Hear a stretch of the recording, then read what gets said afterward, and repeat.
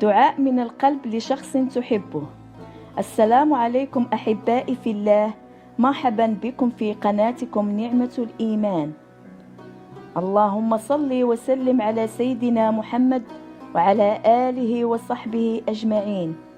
نبدأ على بركة الله الدعاء التالي: اللهم يا منزل الكتاب وفاتح الأبواب والجامع للأحباب، أن ترزقه رزقا كالأمطار واجمعه مع كل من يحب يا الله، وأن تهون عليه كل صعب وتجعل أيامه عيد ويومه سعيد وبالعمر المديد، واجعل له كل من هم فرج ومن كل الضيق مخرج. اللهم يا عزيز يا جبار، اجعل قلوبنا أن تخشع من تقواك يا الله، واجعل عيوننا أن تدمع من خشيتك، واجعلنا يا رب من أهل التقوى والمغفرة، وارزقنا الهدى والعفاف يا رب.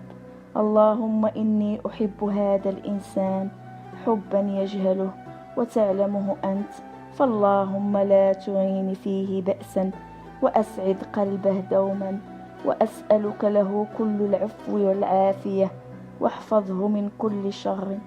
اللهم أرح قلبه باللطف من عفوك، وارزقه الحلاوة من حبك، والبركة في العمل من رزقك، وحفظ الدين والبدن من عندك، والحكمة والعلم من واسع علمك، والفرج والخير يا من بيده كل شيء.